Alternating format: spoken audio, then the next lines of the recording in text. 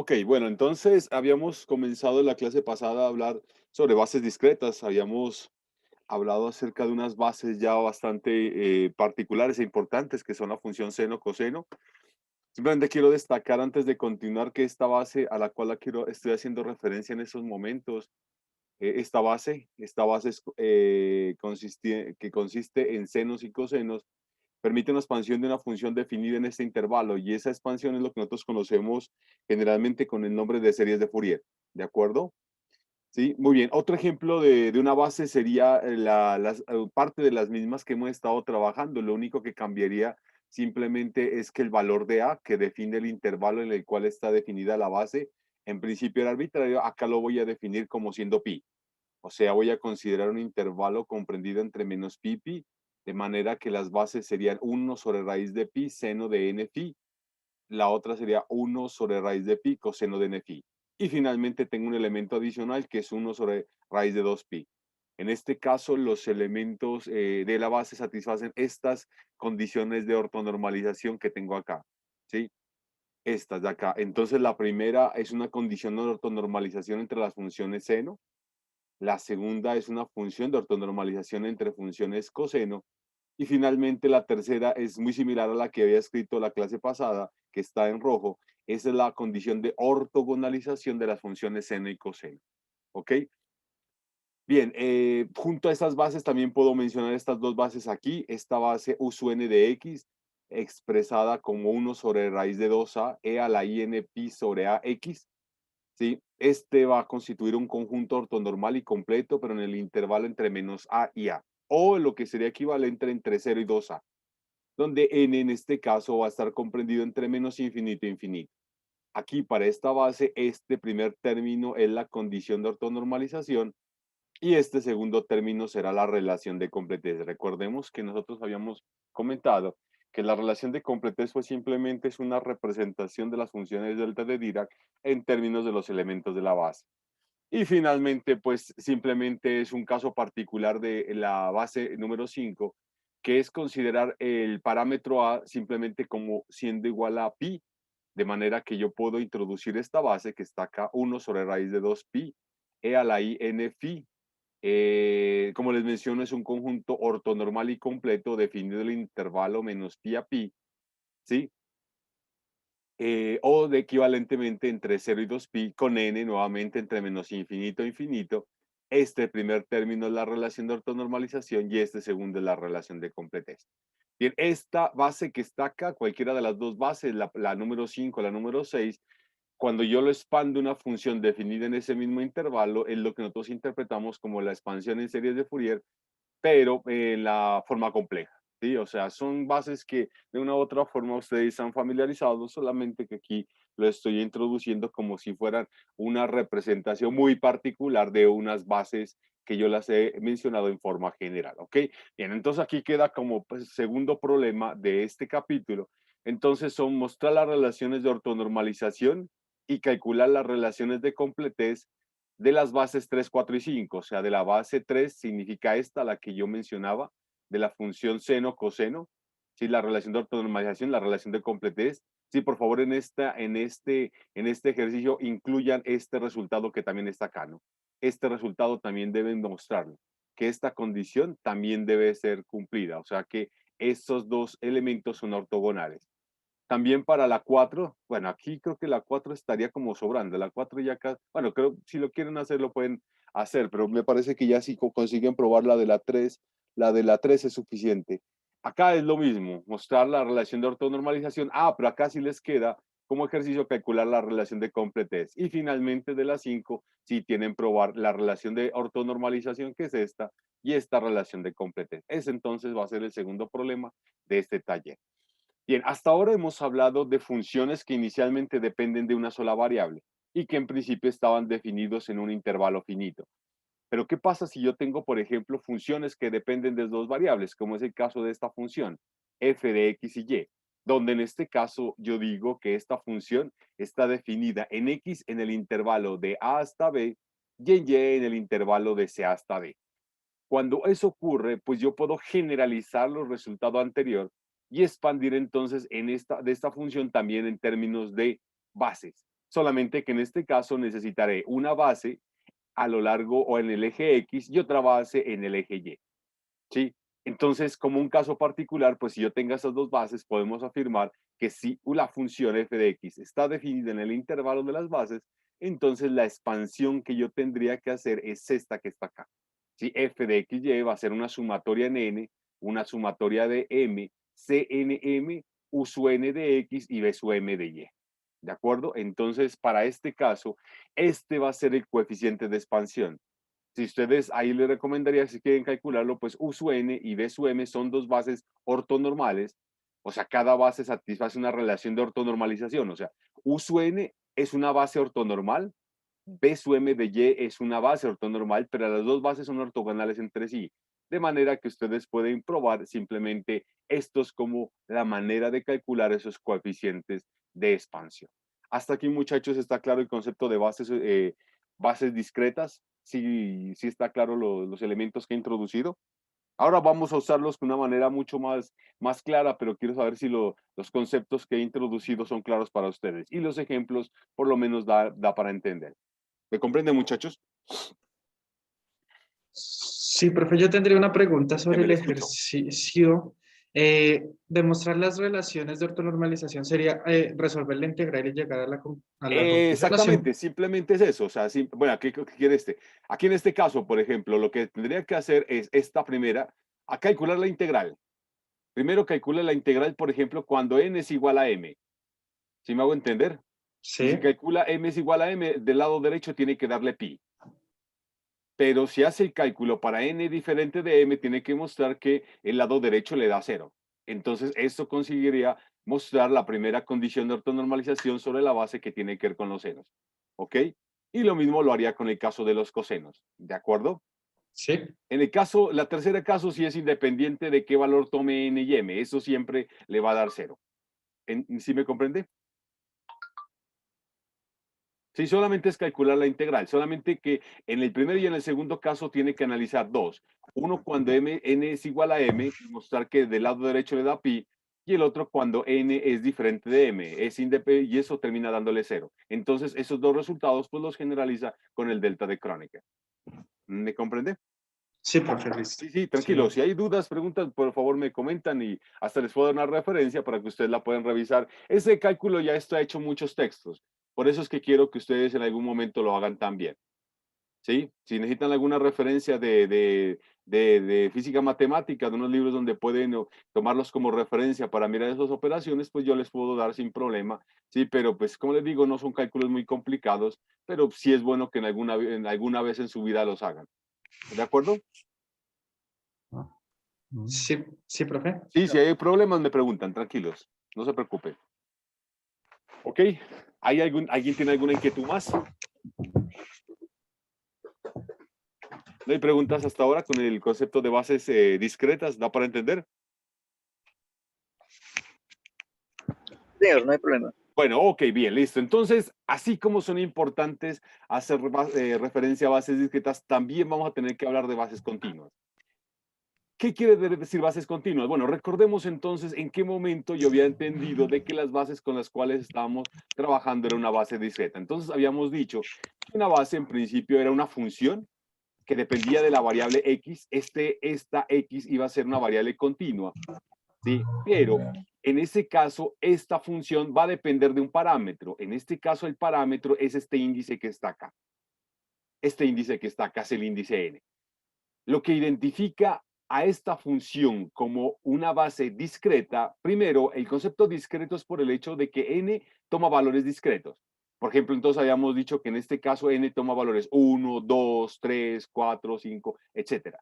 ¿Sí? Ese es el carácter discreto de esa función. Ahora sí, que cumpla una condición de base ya es porque en principio satisface una relación de completez. Recordemos que la relación de completez es este término que está acá dada por la ecuación 13, que es lo más importante que caracteriza una base.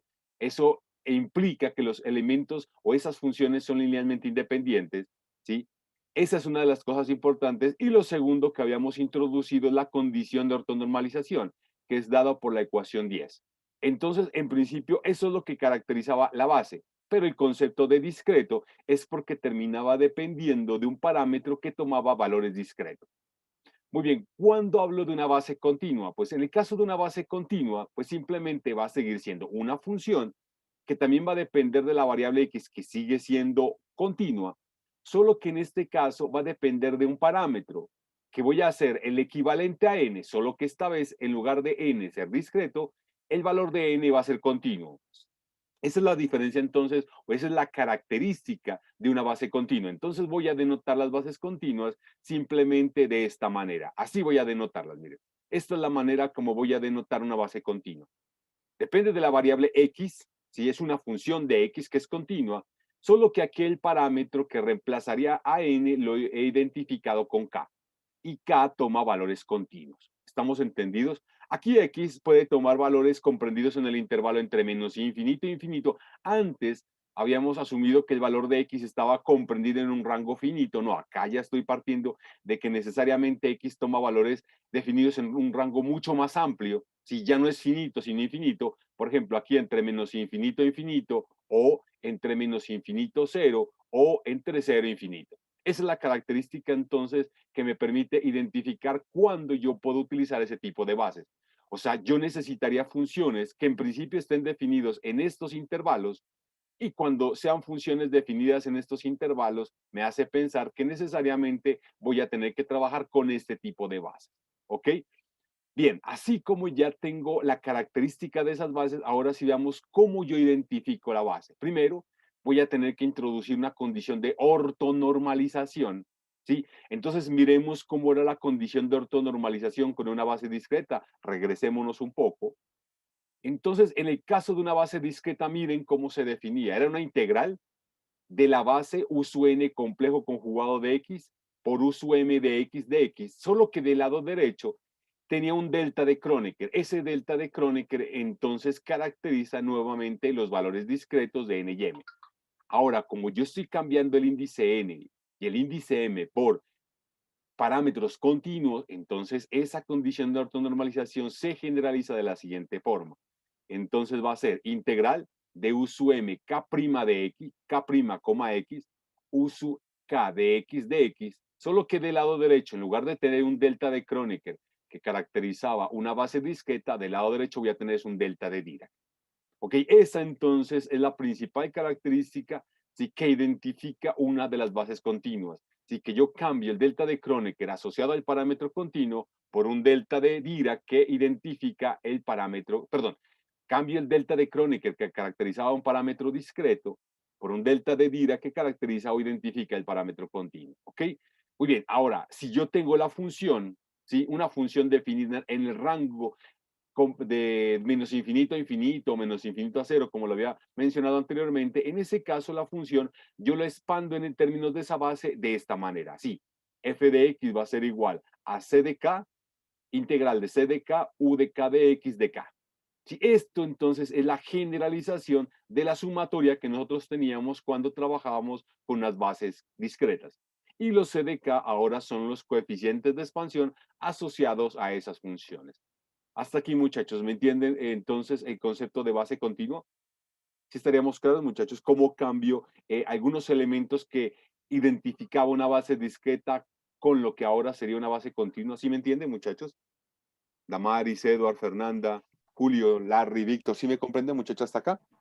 Sí, profe. ¿Sí? ¿Está claro hasta aquí? ¿Alguna pregunta? ¿Alguien tiene alguna inquietud sobre las cosas que hemos hecho hasta ahora? De mi parte no, profe. No, muy bien, listo. Entonces, ¿cómo calculo el coeficiente de expansión? Pues el coeficiente de expansión se calcula muy parecido a como lo hice en el caso de una base discreta. Pues simplemente cojo la ecuación 15, multiplico ambos lados de la ecuación por U complejo conjugado K' de X, así como lo hago aquí, miren, aquí está, por esta función, y luego integro en X. ¿Sí? Aquí aparece la integral en X, integral en X. Mire, del lado derecho entonces tendría integral de f de X, U complejo conjugado de K' de X, en tanto que del lado derecho aparecería integral C de K, U complejo conjugado K' de X, U de K de X, solamente que aparecen dos integrales, una integral en K y otra integral en X. Perdón, aquí no es K, sino K', ¿no? Aquí tengo un error, aquí es K', una integral en K'. ¿Sí? Entonces, ¿qué es lo que ocurre? Pues lo que ocurre sería lo siguiente, que yo puedo agrupar términos comunes en términos de las variables de integración y acá, por ejemplo, lo que he aislado es este término que está acá, mire, este término que está acá, que sería la integral en X. Acá tendré una integral en X de un complejo conjugado de K' de X, U de K de X. Y si ustedes se miran, es la condición de ortonormalización que lo estoy indicando en la ecuación 14. O sea, eso sería un delta de Dirac, delta de K menos K', ¿sí? Que es el resultado que estoy escribiendo acá. Y si ustedes usan las propiedades que tienen las funciones delta de Dirac, pues eso que está en la integral con el delta de Dirac, pues simplemente termina resultando C de K'. Ah, no, sí C de K'. ¿Estamos claros? Perdón, acá no era K', acá no es K', aquí sí aquí tiene un error, es sin K'. Ok, ¿sí me entienden, muchachos, cómo llega a este resultado que está acá? ¿Está claro para todos? Sí, profe. ¿Estamos claros? Ok, entonces de aquí fácilmente podemos resumir diciendo de que el coeficiente de expansión C de K, pues simplemente es la integral de f de x, u complejo conjugado de K, x de x. De esa manera, entonces calculo los coeficientes de expansión asociados a la función f de x. Por favor, entonces no olviden que esos coeficientes de expansión son únicos. O sea, tengo un solo conjunto de coeficientes de expansión para cada función. Muy bien, ahora sí, yo quiero calcular el otro elemento que también es importante, ¿sí? Cuando tengo una base, la relación de completez. ¿Cómo determino la relación de completez, por ejemplo, de la base USUK de X? Pues simplemente hagan lo siguiente, cojan esta representación que yo tendría de los coeficientes de expansión dada por la ecuación 16 y sustituyanlo en la ecuación 15. Eso les daría lo siguiente. Entonces, f de x, que inicialmente era igual a integral de c de k, u de k, x de k, al sustituir el valor de CDK, entonces tengo esta expresión que está acá. Acá no olviden que como en el lado izquierdo tengo X, pues el término que aparece entre corchetes cuadrados voy a tener que cambiarle de índice. En este caso le coloco simplemente X'. Organizo los términos y me da esta expresión que está aquí. Por favor, todos coinciden, concuerdan con el resultado que estoy subrayando hasta el momento. ¿Sí son de acuerdo que yo puedo escribir entonces inicialmente f de x como eso que está ahí? Sí, muchachos, ¿concuerdan? Sí, profe. Sí. Muy bien, entonces por favor quiero que me digan si yo puedo escribir f de x como siendo la integral del corchete cuadrado de f de x' de x', si es verdad que yo llego a ese resultado, quiero que me digan si es verdad entonces que puedo interpretar esto que está acá. ¿Será cierto o no será cierto eso? ¿Será cierto entonces que integral de un complejo conjugado de kx' u de k de x de k es igual al delta de Dirac de x menos x'? ¿Será cierto eso? ¿Qué me dicen, muchachos? ¿Concuerdan con eso o no?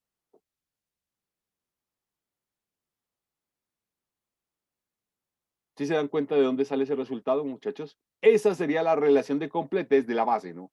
Entonces, por favor, miren la diferencia antes de que me respondan la pregunta que les acabo de hacer. Miren, la relación de completez, miren la relación de completez. La relación de completez, miren, en forma funcional se parece mucho a a la relación de ortonormalización, la 14 con la ecuación 15. Solo que en la 14 ustedes tienen una integral en relación a quién, a la variable x, y les da un delta de Dirac en relación al parámetro.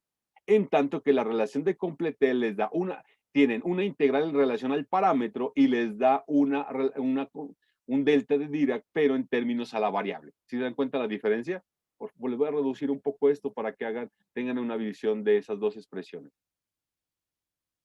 No lo consigo todavía. A ver. Ahí está mucho mejor. Miren la ecuación 15 y miren la ecuación 17. Perdón, la ecuación 15 no, sino la ecuación 14. La ecuación 14 que tengo acá, esta ecuación que está aquí, esta. Miren la ecuación 14, esa sería la relación de ortonormalización y miren la ecuación 17, que es la relación de completez. Sí, por favor, quiero que las comparen, ¿sí? Y quiero que me digan si está claro cuál es la diferencia entre una y la otra. ¿Está entendido? ¿Sí está entendido eso, muchachos?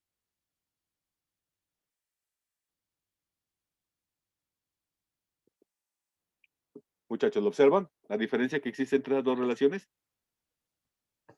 Sí. ¿Sí está claro? El U conjugado de K'X toma el valor del coeficiente de expansión. No. O sea, este término que está acá, en la ecuación que tengo acá arriba, esta ecuación, miren, esta es lo que yo identifico como la relación de ortonormalización. Si estamos entendidos, entonces por favor miren esa relación de relación de ortonormalización. Si quieren en una hojita, anoten esta relación que está acá, esta de aquí, anótela, para que nuevamente comparemos con la ecuación que tengo abajo. Anoten esa relación. Una relación que va integral de A hasta B de U sub n complejo conjugado de X, U sub m de X delta de NM. Anótenla en una hojita para que hagamos la comparación, para que pues así la tengan presente en su hoja con la ecuación que les voy a mostrar. Sí, anótenla esa, por favor. ¿Listo? ¿La anotaron?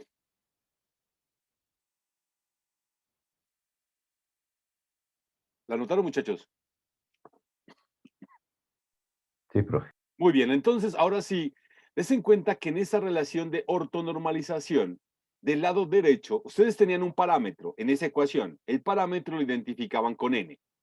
¿Sí están de acuerdo? Entonces tenían una integral de U sub n complejo conjugado de X, U sub m de X, integral en X. Solo que en ese caso, esa integral en X del lado derecho les daba un delta. Ese delta que caracteriza a un parámetro discreto simplemente es un delta de Kronecker. Por eso tenían delta de NM. Ahora sí miren la ecuación 14. La ecuación 14 es la relación de ortonormalización de las funciones sobre bases continuas. Tiene U complejo conjugado. Aquí el parámetro va a ser K. Acá tengo del U complejo conjugado K' de X, U de K de X. Y entonces del lado derecho va a aparecer un delta, solo que ahora el delta que caracteriza el parámetro continuo lo voy a interpretar como siendo el delta de Dirac, delta de K menos K'. ¿Sí me entienden? Por eso entonces esta ecuación 14 es la generalización de la relación de ortonormalización, ¿sí? En el caso de una base continua que yo obtendría de una base discreta. ¿Me entendieron, muchachos? ¿Cómo yo puedo entender eso como la relación de ortonormalización? ¿Sí la comprendieron? Sí, profe. ¿Sí estamos claros? Ahora sí, miren la ecuación 14 y miren la ecuación 17.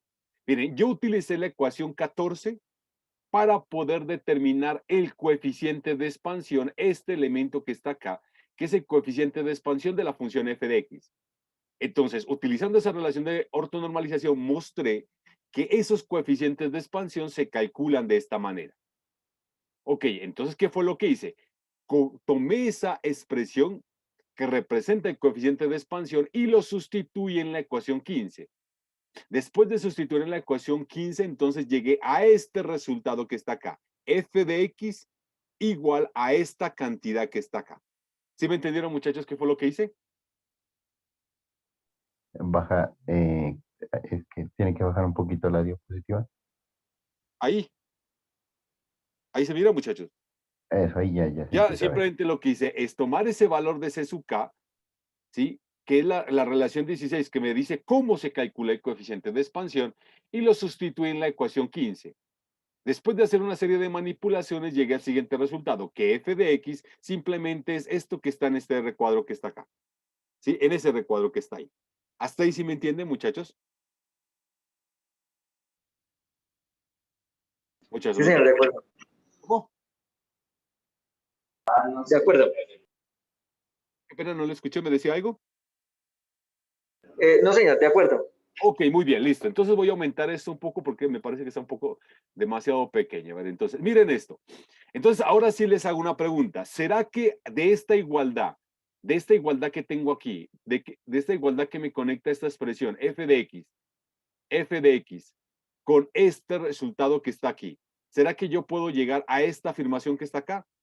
¿Sí me entienden cómo yo puedo garantizar eso? ¿Saben por qué yo puedo decir eso, muchachos?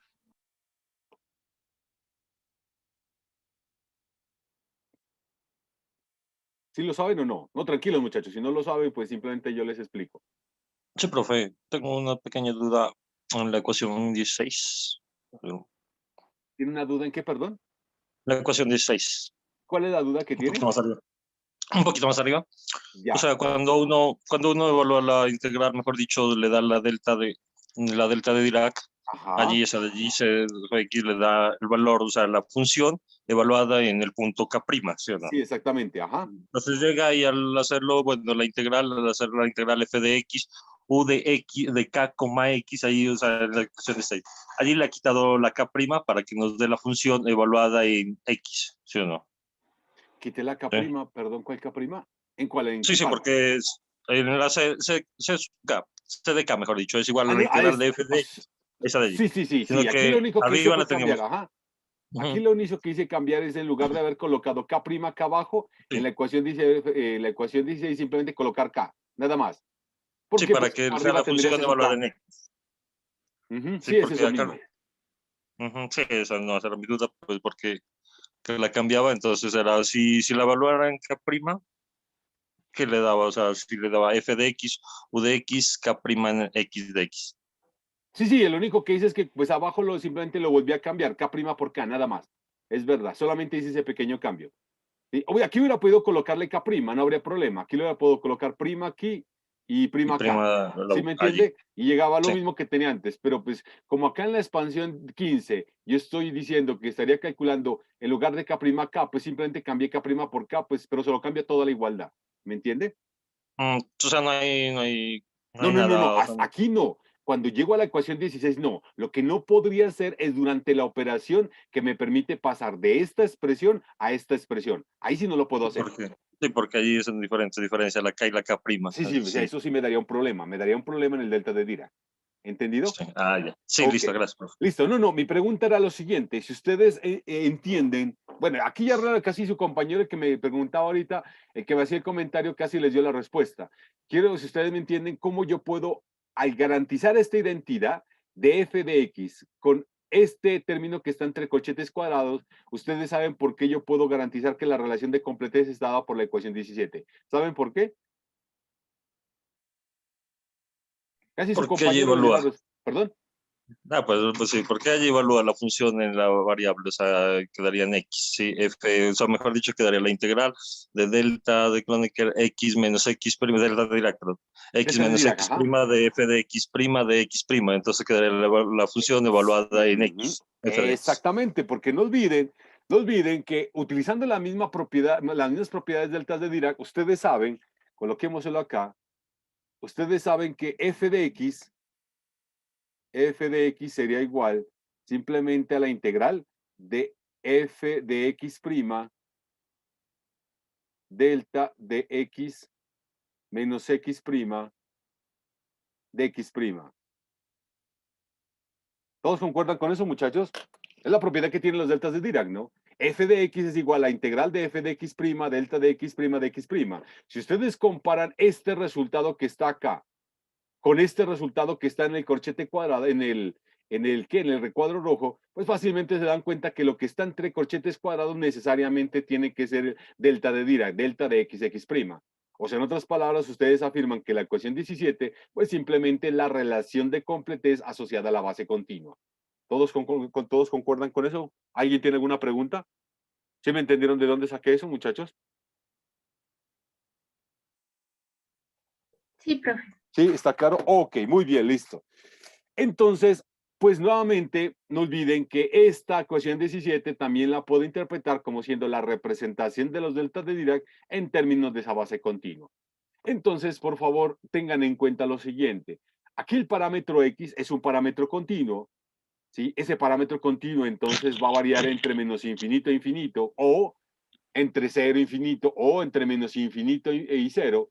Y el parámetro K también va a ser un parámetro continuo. Inicialmente puede variar también entre menos infinito e infinito. Ok, voy a mencionarles ejemplos de bases continuas y algunos ejemplos son con algunos ejemplos ustedes ya están familiarizados. Por ejemplo, este que está aquí es el ejemplo más familiar de una base continua. Uso K de X siendo igual a 1 sobre raíz de 2pi e a la I KX. ¿Sí? Para esta base, este primer término que está acá es lo que nosotros interpretaríamos como siendo la relación de ortonormalización de la base. ¿Cómo llego a ese resultado? Pues simplemente cojan la ecuación 14 y reemplacen U de KX simplemente por esta expresión que yo tengo para la base. Esa forma funcional. Y ustedes llegan a esa expresión. Y este término que está acá será la relación de completez de esa base. ¿Sí? ¿Qué es lo que me garantiza eso? Entonces, que si yo tengo una función f de x definida entre menos infinito e infinito, no olviden por favor que las funciones y las bases tienen que tener la característica en principio de ser expandidas de esa manera. Entonces, si yo tengo esa función, yo lo que puedo hacer es expandirla de esa forma, miren. Esto es lo que ustedes conocen como las integrales de Fourier. Y este término que está acá ¿sí? Será la transformada de Fourier. Si estamos entendidos, entonces ese es un ejemplo muy típico de una base continua. ¿Sí? Otro ejemplo, por ejemplo, otro ejemplo sería en el caso de considerar la base como ese tipo de funciones. Miren, 1 raíz de pi coseno de kx sobre 1 raíz de pi seno de kx sobre 1 sobre raíz de 2pi. En ese caso, la relación de ortonormalización pues será esta de acá. Esta será la relación de ortonormalización de las funciones seno. La relación, aquí volví a repetir, perdón, aquí hay un error. Bueno fue que me di cuenta. Aquí en la segunda no es seno, sino coseno, ¿no? Y ahora, ahora que les envié el archivo correcto, quiero que lo tengan en cuenta que este término que está aquí es coseno. Eso no es seno, sino coseno, ¿de acuerdo? Y finalmente, coloquémoslo bien acá. Entonces tienen que tener en cuenta esas dos relaciones de ortonormalización. Esta de aquí está mal, ¿no? Esta de aquí no es seno, sino esto de aquí es coseno. Entonces escribámoslo aquí, esto es coseno. Esto de aquí es coseno. Esto es coseno. Y esto de acá también es coseno. Esto de aquí es coseno. ¿Sí? Esa es la relación de ortonormalización, pero de los cosenos. Y finalmente también tengo que tener en cuenta otra relación que debe estar considerada integral entre menos infinito e infinito de seno de kx, de coseno de kx, de k, y esto es igual a 0. ¿Estamos entendidos? Esa entonces sería la relación de ortonormalización para esa base. ¿Están entendidos los dos ejemplos, mis muchachos, que les acabo de introducir de bases continuas? ¿Preguntas hasta Sí. acá? ¿Sí estamos claros? Sí.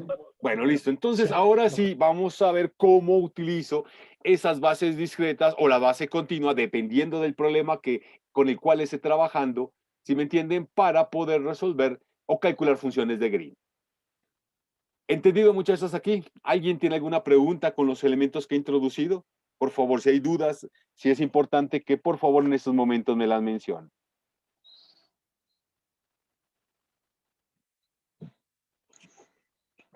Profe, estas bases en que las vamos a utilizar después. Y las voy a usar. Ahora voy a hacer ejemplos. Voy a hacer ejemplos donde voy a usar las bases. Sí, Ah, pero vale, para calcular funciones de Green necesariamente las bases tienen que introducirse. Solo que qué tipo de base utilices iba a depender de las características del problema con el cual esté trabajando. ¿Sí? ¿Estamos entendidos? Ahora voy a hablar de funciones de Green, voy a calcular funciones de Green, van a darse cuenta cómo utilizo las bases que acabo de mencionar anteriormente. ¿Sí?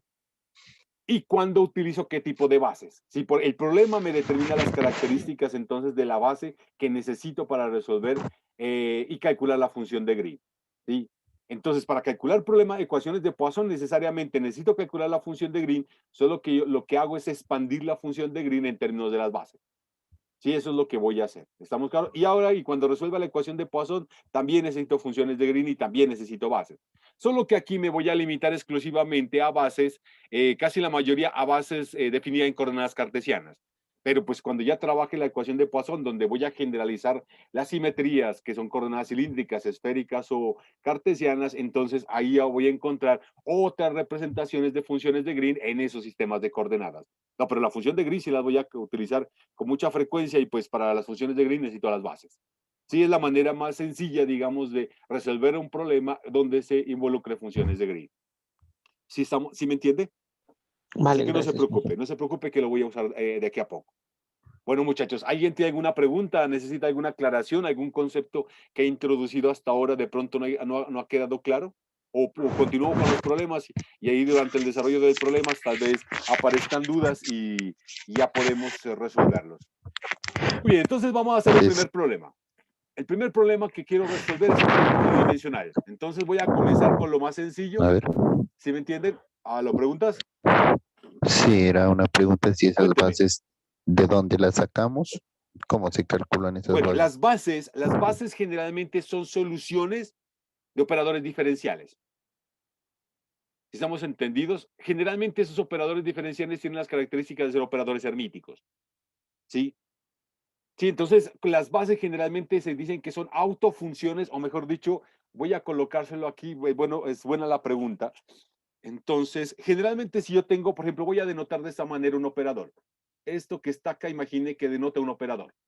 Sí, esa es la representación. L va a ser un operador. No estoy especificando la forma de ese operador. Sí, solamente que en principio tiene la propiedad de ser un operador hermítico. Sí, bueno, si quiere más adelante podemos ver cuáles son las propiedades que identifican ese tipo de operadores. Ese tipo de operadores tiene la característica de que satisface un conjunto de autofunciones. Entonces, en ese caso, las autofunciones las voy a denotar así, U sub n, U sub n. ¿Sí?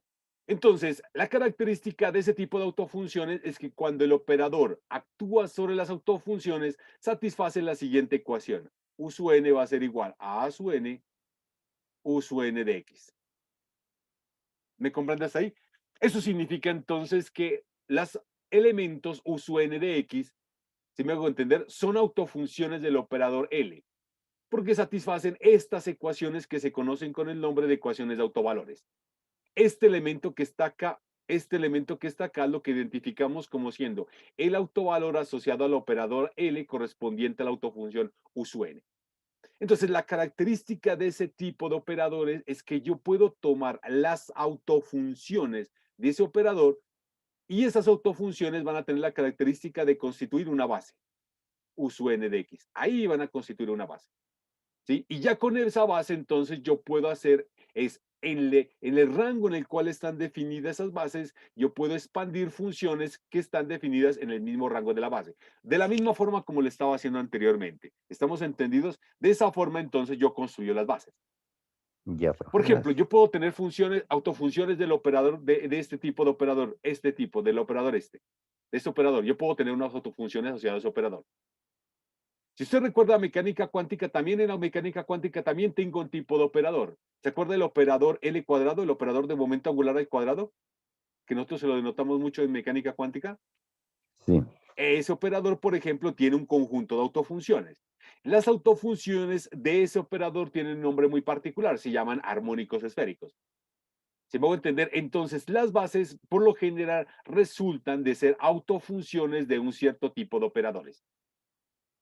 ¿Ok? Vamos a hacer este ejemplo que quiero resolver aquí, por ejemplo, me permitirá calcular algunas bases. ¿Hasta ahí? ¿Sí me comprende, Larry?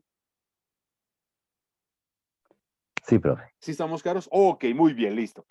Entonces, ahora sí vamos a resolver un problema, y vamos a ver cómo los conceptos que hemos introducido hasta ahora me permiten resolver el mismo problema.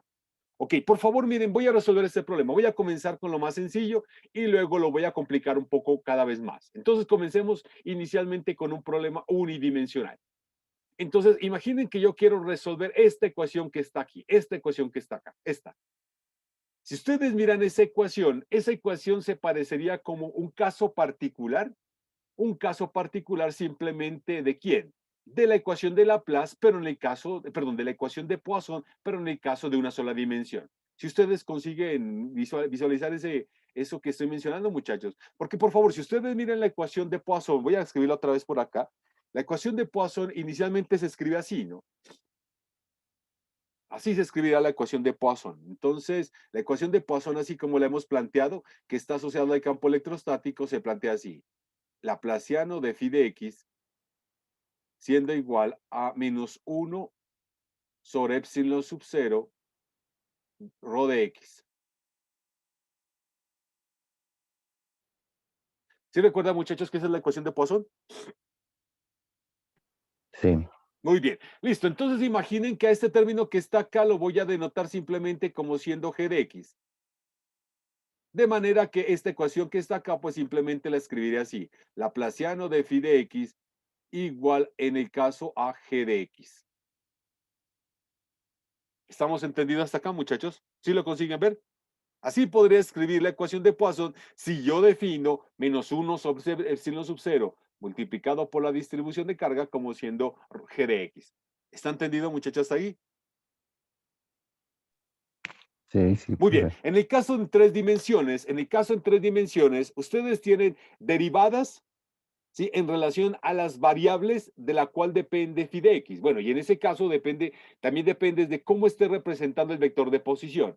En el caso más sencillo, que son coordenadas cartesianas, entonces el vector de posición tiene componentes x, y, z, y el operador laplaciano pues sería segunda derivada en relación a x, si quieren en coordenadas cartesianas, entonces el operador laplaciano lo representarían así, en coordenadas cartesianas. Por favor, no olviden eso. Va a ser segunda derivada en relación a X más segunda derivada en relación a Y más segunda derivada en relación a Z. ¿Están de acuerdo con eso, muchachos? Esa sería entonces la representación del operador laplaciano en coordenadas cartesianas. ¿Están de acuerdo hasta aquí? Sí, profe. Muy bien. Pero ¿qué pasa si el problema con el cual ustedes trabajan tiene una sola dimensión? Imaginen que la dimensión la identifican únicamente con la variable X. Pues en ese caso, aquí la función phi solamente dependerá de X. Acá ya no tienen estas derivadas. Y en ese caso, la derivada de esa función en relación a X, que inicialmente la identificaba como siendo parcial, como ahora la función solamente depende de una sola variable, pues escribirá el operador laplaciano simplemente como segunda derivada en relación a X, donde tendría derivadas totales. ¿Están de acuerdo con eso?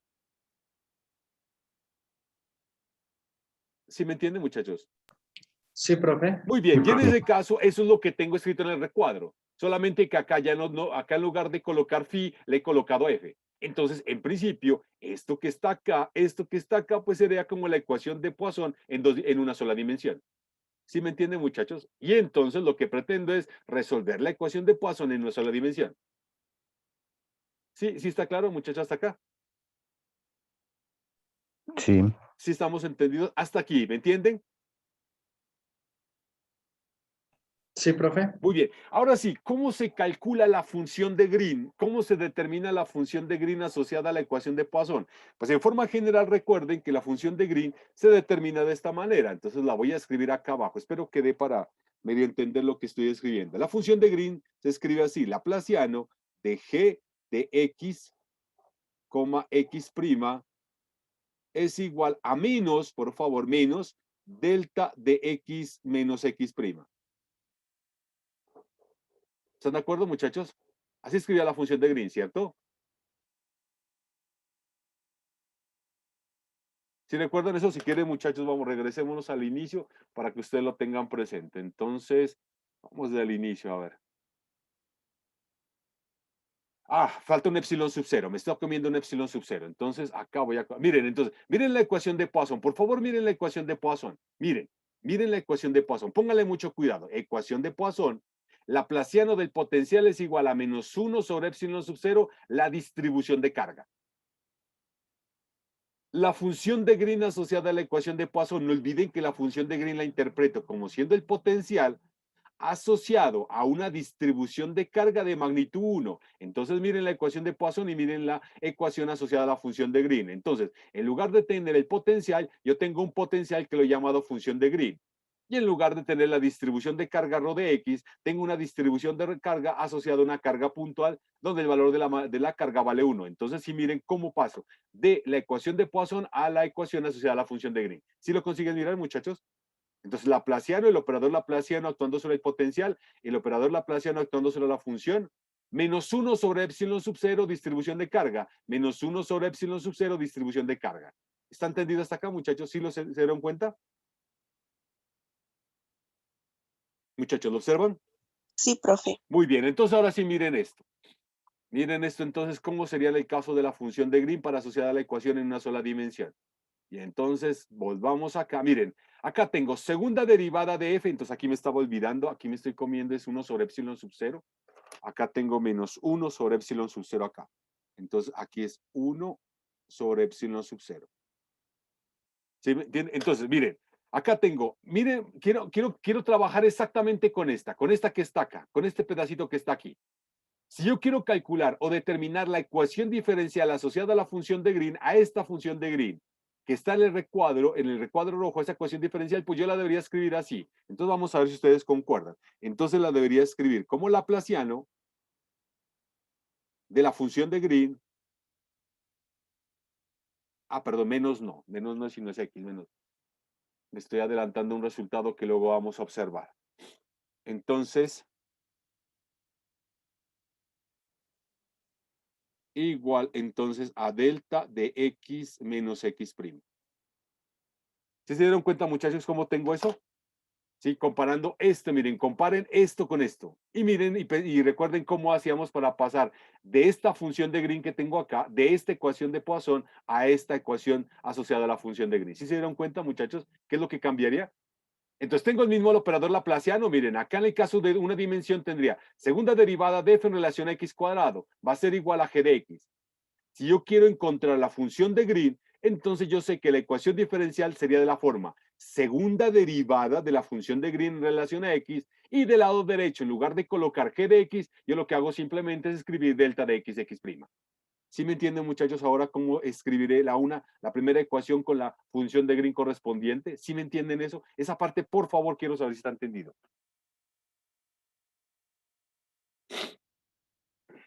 ¿Sí lo comprendieron, muchachos? Aló, muchachos, ¿me escuchan? Sí, profe. Sí. Sí, ¿Sí? profe. ¿Alguien tiene preguntas? ¿Alguna duda? ¿Algo que no haya estado claro? Por favor, pueden comentarlo y lo podemos volver a mencionar acá para poderlo explicar y que quede de una vez claro para todos los restos de cálculos que voy a hacer. ¿Preguntas? Profe, ahí al final ese epsilon cero desapareció, donde... No, lo que pasa es que recuerde que yo había escrito la ecuación de Poisson, la había escrito como, en la ecuación de Poisson del lado derecho tenía -1 sobre epsilon sub 0 rho de x. ¿Sí de acuerdo con esto? Mire esta parte de acá. ¿Cierto? Sí. Muy bien. Ahora lo que hice fue simplemente redefinir. En lugar de colocar -1 sobre epsilon sub 0 rho de x, yo definí eso que estaba al lado derecho como g de x. De manera que la ecuación de Poisson la escribía como laplaciano de phi de x igual a g de x.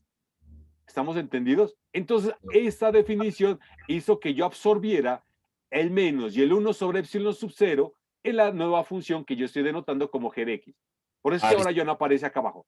Acá abajo, cuando usted mira este término de acá, ya no aparecería ni el menos ni el epsilon sub 0, porque estaría hablando ya de esta versión de la ecuación de Poisson. ¿Me comprendió? Sí, profe, ya. ¿Ya estamos claros? Ok. ¿Alguien tiene alguna pregunta más? ¿No hay preguntas? Ok, muy bien, listo. Entonces, la idea es simplemente mirar cómo resolvería esta ecuación diferencial, la ecuación 18, cómo la resolvería, ¿sí? Utilizando funciones de Green. Entonces, des en cuenta que la ecuación 18 nuevamente es una ecuación diferencial de segunda orden, pero no homogénea. Entonces, como quiero resolverlo por método de funciones de Green, entonces planteo que existe una función de Green que yo le estoy denotando como siendo esto, g de x menos x', y a esa función de Green yo le asocio la siguiente ecuación diferencial, dada por la ecuación 19, que será segunda derivada de g de x menos x' en relación a x, y esto va a ser igual a delta de x menos x'. ¿Entendido, muchachos, acá? ¿Sí estamos claros? Entonces, si yo quiero resolver la ecuación diferencial, entonces yo tengo que plantear una función de Green y una ecuación diferencial asociada a esa función de Green. Y des en cuenta de que la estructura de las dos ecuaciones es muy parecida, ¿no? ¿Sí? El operador diferencial es el mismo, si me hago entender, solamente que del lado derecho lo que estaría cambiando, la parte inhomogénea, que es g de x, por una parte inhomogénea, que sería delta de x menos x'. Pero entonces ahora sí ya creo que tienen en su mente cómo es que yo voy a interpretar ese delta de x menos x'. Ok, hasta aquí, muchachos, ¿está entendido? ¿Sí da para entender eso? Sí, profe. Muy bien, por favor, Sí, observen lo siguiente. Entonces, como estoy trabajando en un problema unidimensional, pues en ese caso, pues el rango de variación de la variable x en este caso va a ser a lo largo del eje x, ¿no? Inicialmente va a ser una variable continua, ¿sí? Entonces, miren, voy a partir de que mi problema tiene la siguiente característica. La variación de x, voy a suponerla que está definida en este rango, entre x igual a 0 hasta x igual a. ¿Está entendido? O sea, inicialmente yo digo que x varía desde menos infinito a infinito. Solo que para el problema que quiero resolver, entonces, como un caso particular, voy a plantear de que x está definido entre 0 y a. Esto, por favor, quiero que le pongan cuidado. ¿Sí? Yo quiero resolver el problema bajo esa restricción. Hasta aquí, ¿me entienden, muchachos? ¿Sí me entienden?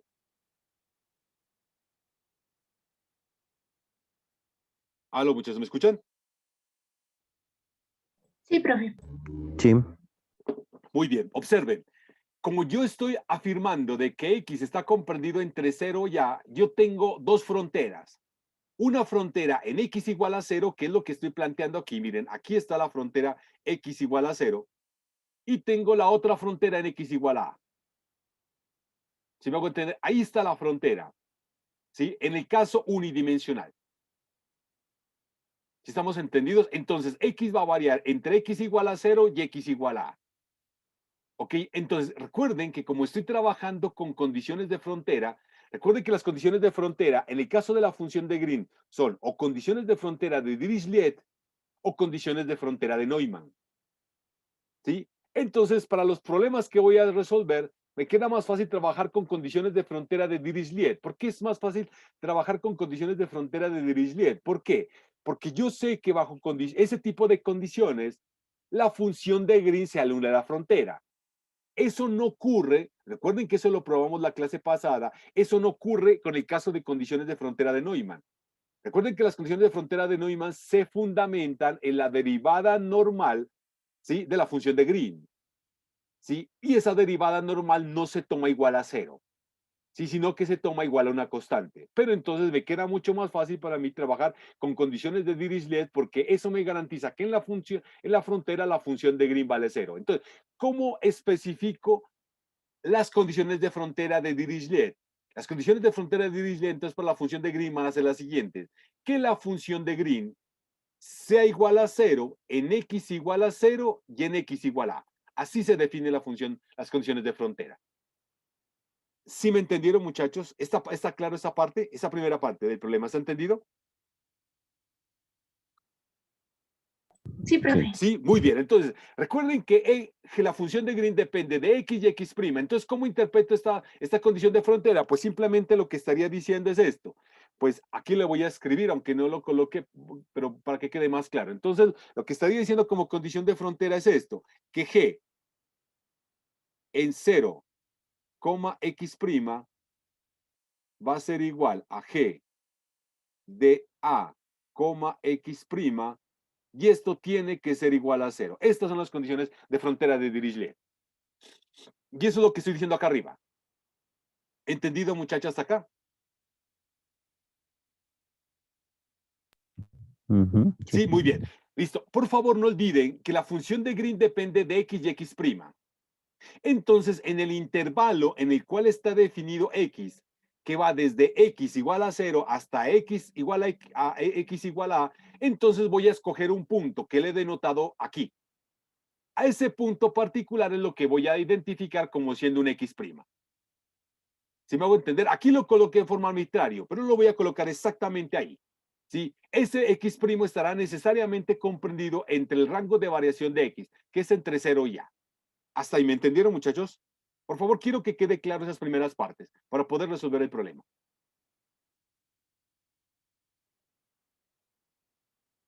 ¿Hasta ahí está entendido? Sí, profe. Muy bien, listo. Entonces, voy a resolverlo de dos maneras. La primera manera que voy a resolver es utilizar una base. ¿Sí? Entonces, ¿qué es lo que voy a hacer? Pues simplemente lo que voy a hacer es expandir la función de Green en términos de una base definida en el rango desde X igual a 0 hasta X igual a. Y si ustedes recuerdan, hay unas dos bases que son bastante interesantes que yo puedo utilizar para poder calcular exactamente eso. Esas bases son las funciones seno y coseno. Entonces tengo aquí la base asociada a los senos, miren, aquí está. Y acá está la base de los cosenos. ¿Sí me hago entender? Recuerden que antes yo les había dicho, volvamos a bases discretas. Entonces, aquí están las bases discretas. Entonces, acá tengo una expansión sobre senos. De tal manera que la función yo la escribí así, cuando la estoy expandiendo en términos de senos. O tengo una base sobre cosenos. En ese caso, la función sería una expansión, pero en términos de cosenos en el lado derecho. Pero recuerden que yo expando la función f de x solamente en senos si yo estoy introduciendo el hecho de que la función f de x es una función impar. ¿Por qué? Porque no olviden que las funciones cero son funciones impares. Y acá utilizo esta base en cosenos y expando una función en cosenos si yo estoy afirmando de que la función f de x es una función par, porque las funciones cosenos son funciones pares. Pero si yo no tengo idea desde el inicio Si la función que yo voy a expandir es par o impar, pues en ese caso voy a tener que usar ambas, la función de senos y la función de cosenos. ¿Entendido? En ese caso, como yo no sé si la función de Green va a ser par o va a ser impar, eso no tengo ni idea, entonces pues simplemente voy a expandir en términos de las dos bases, de la función de senos y cosenos. Por eso es que tengo esta expansión que tengo acá. Por eso es que propongo esa expansión. ¿Me entienden, Tengo muchachos, una hasta acá? pregunta, profe. Dígame, le escucho. ¿Necesariamente tiene que estar en función de seno y coseno o puede ser cualquier otra función arbitraria? Es ¿O que esta lo se que pasa... ajusta No, a la lo que pasa es que condición? la ventaja de las funciones seno y coseno es que las funciones seno y coseno están muy bien definidas en un intervalo que tenga un rango finito. Si me hago entender, si usted quiere la puede hacer en términos de una expansión compleja, o sea, esto que está acá arriba. Si usted recuerda esto que está acá arriba, esta que está aquí, por ejemplo, la 5. ¿Sí? Esa también, la 5 también es una base discreta. Pero lo que pasa es que la 5 es la versión compleja simplemente de esta base que está acá, de la 3. ¿Se me hago entender? O sea, si usted quiere expandir una función en términos de serie de Fourier, usted lo puede expandir en términos de seno y coseno, que muchas veces uno lo hace, pero si usted no quiere hacerlo en seno y coseno, pues simplemente haga la expansión en términos de esta base que está acá. ¿Sí me entiende? Esta base que está aquí, esta que está acá. Pero la verdad son exactamente la misma, porque son dos representaciones distintas de la misma base. ¿Sí? Es exactamente lo mismo. Solo que una es, pone en evidencia el seno y coseno o lo coloca simplemente un exponencial. ¿Usted sabe por qué lo puedo hacer así? ¿Usted conoce la fórmula de Euler? Sí, sí, profe. Recuerde que en la fórmula de Euler, si usted recuerda la fórmula de Euler, coloquémosla por acá. La fórmula de Euler le dice esto, que usted puede escribir el e a la i x como simplemente, y siendo el número imaginario, como siendo coseno de x más y seno de x. ¿Sí me hago entender? Entonces lo que usted puede hacer es coger esta representación, usar la fórmula de Euler y escribir esta base que inicialmente está escrita explícitamente en términos de senos y cosenos y expresarla ahora en términos de exponencial. O sea, la base es exactamente la misma, solo que la representación es un poco diferente, nada más. ¿Sí me entiende? En el caso de las funciones hiperbólicas, también podría hacerse o ya no cumple la... Las funciones, es que lo que pasa es que las funciones hiperbólicas no necesariamente están asociadas a un operador. O si, yo lo podría calcular un operador, pero en este caso, pues la verdad no recuerdo si esas funciones hiperbólicas constituyen una base. Porque recuerden que en el caso de las funciones hiperbólicas necesitaría probar que existe una relación de completa y una relación de autonormación, pero yo creo que de pronto esas sí constituyen una base. Tendría que revisarlo. Ya, listo, profe. ¿Sí estamos Esa era mi entendidos? pregunta. Listo, profe. ¿Ok? Ok, pero la ventaja entonces de que usted tenga un rango finito, si usted tenga una variable, por ejemplo en ese caso X, y esa variable esté definida muy bien en un rango finito, si me hago entender, entonces es conveniente utilizar funciones seno y coseno. Mire, para que le quede más fácil, hagamos esto. Miren una cosa que está acá, yo se lo voy a escribir de esta forma. Mire esta ecuación diferencial que está acá, y yo voy a escribir esta ecuación diferencial, voy a colocar una cosa equivalente a esta ecuación diferencial. Voy a colocarle aquí una ecuación diferencial que le queda mucho más sencillo. ¿Dónde están mis lapiceros? Parecen por aquí. Yo voy en acá, acá. Miren esta ecuación diferencial. Ustedes la conocen muy bien, esta ecuación diferencial. Creo que ustedes la han trabajado. Una ecuación diferencial, sobre todo, es una ecuación homogénea. La han trabajado con mucha frecuencia. Esta ecuación que está acá. Segunda derivada de f en relación a x más omega cuadrado de f de x. F.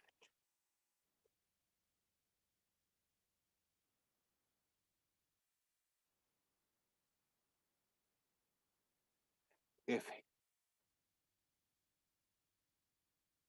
igual a 0. ¿Sí, miran esa ecuación diferencial? Sí, profe. Muy bien. Esa ecuación diferencial se les parece mucho a la ecuación de oscilador armónico, ¿sí recuerdan? ¿Sí la miran esa ecuación diferencial? ¿Se les parece mucho a la ecuación Sí. diferencial de oscilador armónico? ¿Todos la miran? Sí, profe. Muy bien, listo. Si ustedes vienen la ecuación de oscilador armónico, ustedes saben que ustedes podrían interpretar, pensando que esa ecuación diferencial está asociada a un problema de oscilador armónico, ustedes saben que este término que está aquí, omega, ustedes lo podrían interpretar como siendo la frecuencia de oscilación. ¿No es verdad?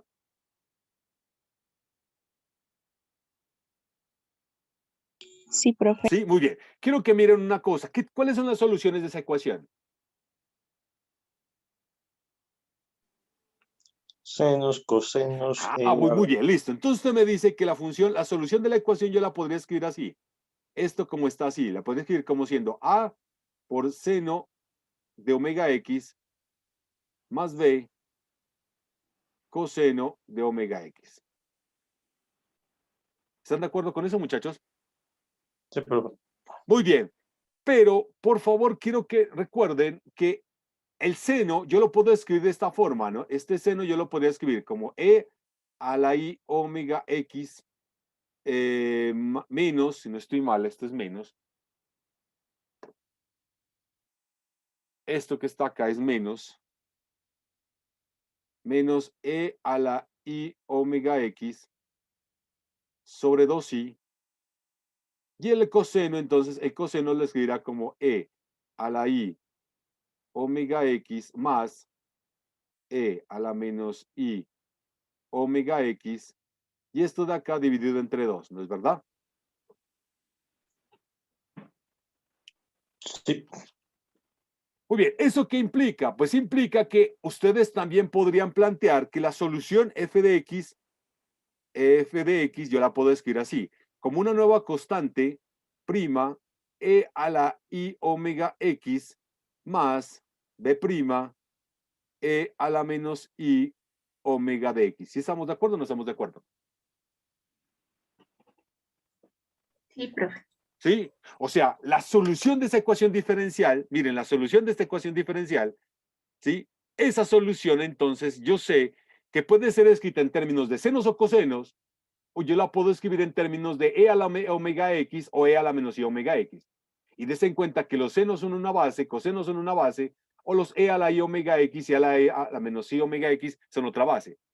Eso es lo que ustedes están haciendo cuando pasan de senos y cosenos utilizando la fórmula de Euler a esta otra base en forma exponencial. ¿Sí me hago entender?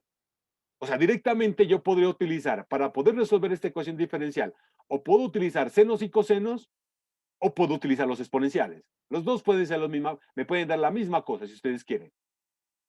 ¿Me comprenden? ¿Sí me entienden, muchachos? ¿O está confuso? Sí, profe.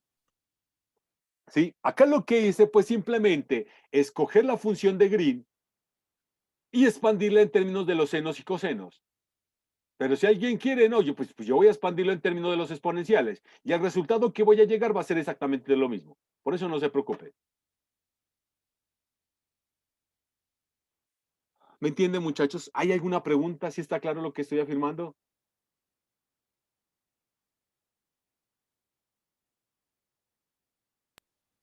¿Me entienden? Profe, o sea Sí, que, profe. profe, o Dígame. sea que yo podría utilizar cualquiera de las dos, ya sea en expansión en forma de senos y cosenos o los términos de la exponencial para poder expandir la función de Green. Sí, usted lo puede hacer. Sí, lo Ah, puede ya, hacer. Y el resultado le va a dar exactamente lo mismo. Si quiere, ahora lo hacemos un cálculo con los exponenciales. Y o sea que el resultado y el razonamiento sigue siendo el mismo y llego a la misma conclusión de cualquiera de las dos formas. O sea, sí, habrían dos caminos para poder resolver. ¿Eso sí? ¿Estoy bien? O sea, lo que pasa es que usted tiene dos representaciones casi de la, o sea, ajá. tiene la función seno y usted tiene una representación equivalente para los senos y los cosenos, que son los exponenciales. Sí. ¿Sí me entiende? Entonces, si señor. usted quiere, puede trabajar directamente con senos y cosenos. Expande la función de Green en términos de los senos y cosenos, como le estoy haciendo acá. Pero alguien me puede decir, no, yo lo voy a expandir no en términos de senos y cosenos, sino en términos de los exponenciales. E a la i omega x y a la menos i omega x. Yo lo voy a expandir así. Y el resultado que yo tenga va a ser exactamente el mismo que yo obtendría con el caso de senos y cosenos. ¿Sí me entiende? Si yo respeto las condiciones de frontera.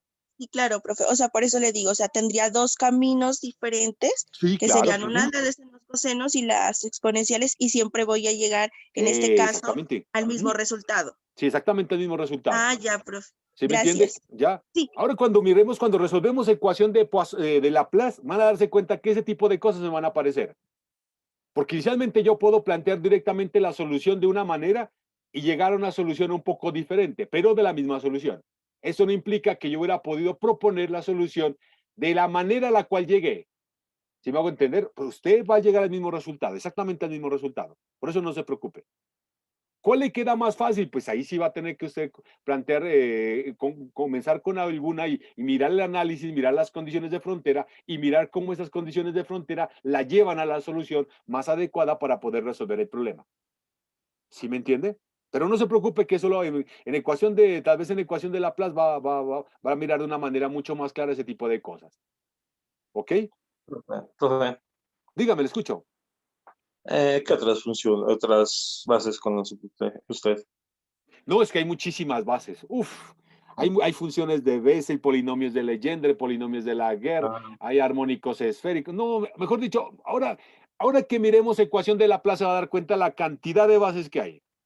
Y depende Ya. del tipo de operadores con los cuales está trabajando. Sobre todo la ecuación de Laplace me permite a mí deducir muchas bases.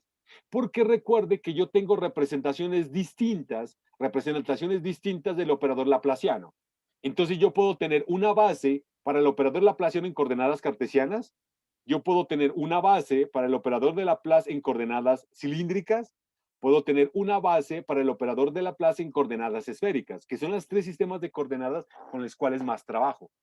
Pero pues si usted tiene un problema, por ejemplo, donde sea más conveniente trabajar el operador de Laplace, por ejemplo, hay otro tipo de coordenadas, esferoidales, creo que se llaman esferoidales, me parece que llaman un sistema, o hay otros sistemas de coordenadas, ustedes pueden encontrar una representación de Laplace en ese sistema de coordenadas.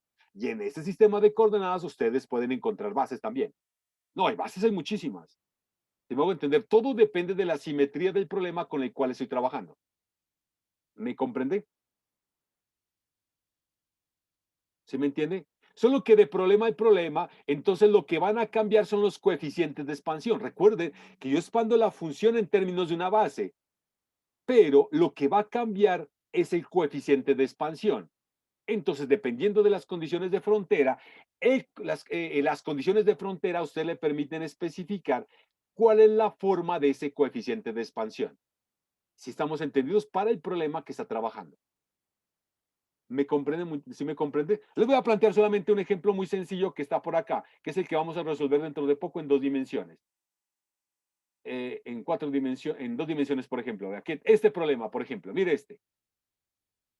Este es un problema que tiene 2 dimensiones, pero con condiciones de Dirichlet. Entonces aquí necesito 2 bases. Una base a lo largo del eje X y una base a lo largo del eje Y. Esas bases deben ser tales que me garanticen esas condiciones de frontera. ¿Sí me hago entender? O sea, las mismas condiciones de frontera y la misma simetría del problema, a usted de una u otra forma le da una idea de cuál es la base más conveniente para poder resolver el problema. ¿Sí me hago entender? Es el mismo problema al cual usted le da las ideas de qué cosas necesita para poderlo resolver o poder trabajar el mismo problema. ¿Me comprenden, muchachos?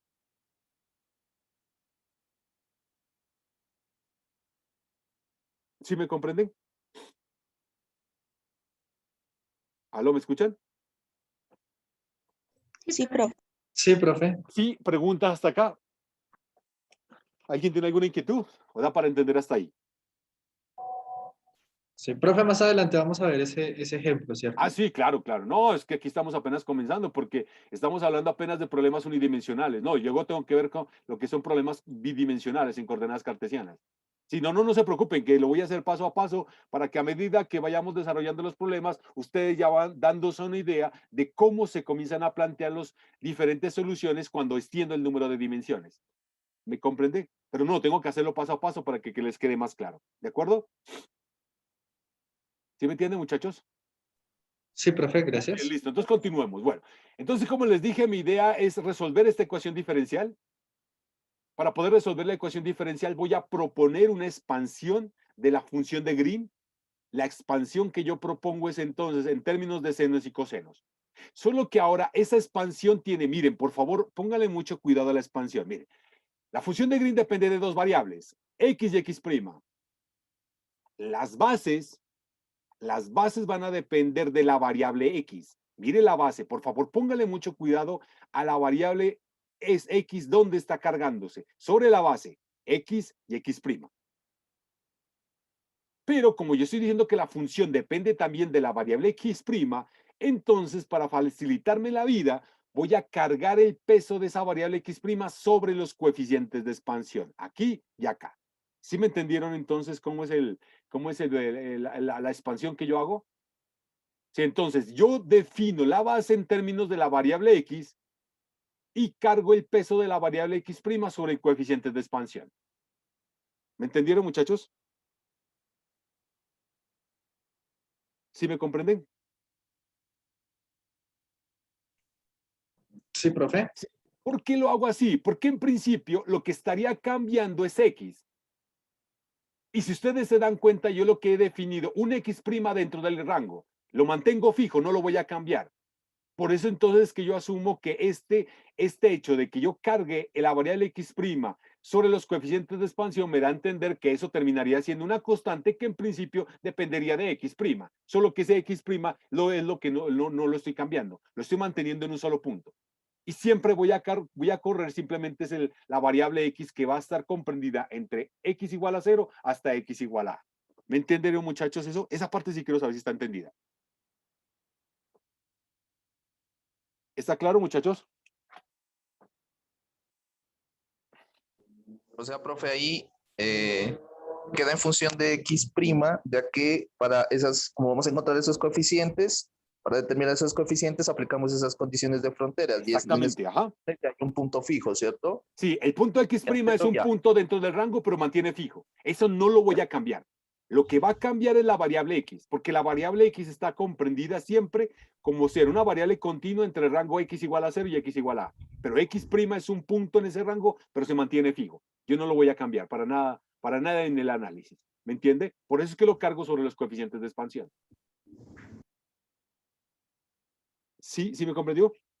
Sí, profe. Ok, muy bien. Entonces miren cómo voy a hacer. Voy a calcular el valor de los coeficientes de expansión. Entonces miren, comencemos con las condiciones de frontera. La primera condición de frontera me dice que el valor de la función de Green, acá lo escribí, que la función de Green en X igual a 0 debe ser igual a 0. Por favor, cojan este término de acá. Bueno, yo la verdad no sé ni... Bueno, quiero saber si ustedes están de acuerdo que cuando yo escribo esta función 20 o la expansión 20 y la evalúo en X igual a 0, me da inicialmente este resultado que está acá. ¿Concuerdan con eso, muchachos? ¿Sí concuerdan con eso que me daría? Profe. ¿Sí? ¿Están de acuerdo? Sí. Sí, muy bien. Eso por condición de frontera, eso debe ser igual a 0. ¿Estamos entendidos? A la sumatoria de eso debe ser igual a 0. ¿Cómo yo podría garantizar de manera sencilla que eso me dé 0? Pues una forma de garantizar que eso me dé 0 simplemente es asumir que los dn de x' sean 0. Si usted hace dn de x' igual a 0, se quita este término de acá de la expansión. Y como consecuencia de ello, entonces afirmo que para garantizar la primera condición de frontera, de que la función de Green sea igual a 0 en x igual a 0, pues entonces la función de Green solamente se debe expandir en términos de funciones seno. Esa función seno es lo que me garantizaría que yo respete la condición de frontera, de que la función de Green sea igual a 0 en x igual a 0. ¿Me entendieron? Por favor, póngale mucho cuidado a eso, porque después cuando yo hago otros análisis solamente voy a partir de eso. ¿Sí me entendieron, muchachos? Muchachos, Sí, ¿me profe. entendieron? Muy bien, por favor observen esto. Entonces, hasta ahora tengo una cantidad que necesito especificar. Lo que se desconoce por el momento de la función de Green es el valor de estas constantes que están acá, de estas. Pero no olviden que aún tengo una condición de frontera que debo respetar. ¿Cuál es la condición de frontera que debo respetar? Es que la función de Green sea igual a 0 en x igual a. Bien, entonces, ¿cómo voy a usar esa condición de frontera ahora para poder calcular ese coeficiente? Por favor, observen esto. Como yo sé que la función de Green solamente se expande en términos de los senos, lo que voy a hacer es utilizar la relación de completez de esa base. Y la relación de completez de esa base es esta expresión que está acá. Ese es un resultado que había mostrado anteriormente. Yo les había presentado anteriormente. ¿Ok? Entonces, por favor, miren con mucho cuidado qué es lo que voy a hacer. Observen. Ya tengo una representación para la función de Green en términos de la base de los senos. En términos de esa base, ya sé cuál es la relación de completez de la base. También sé que la función de Green va a tener que satisfacer esta ecuación diferencial. ¿Hasta ahí me entienden esas tres cosas que he mencionado, muchachos?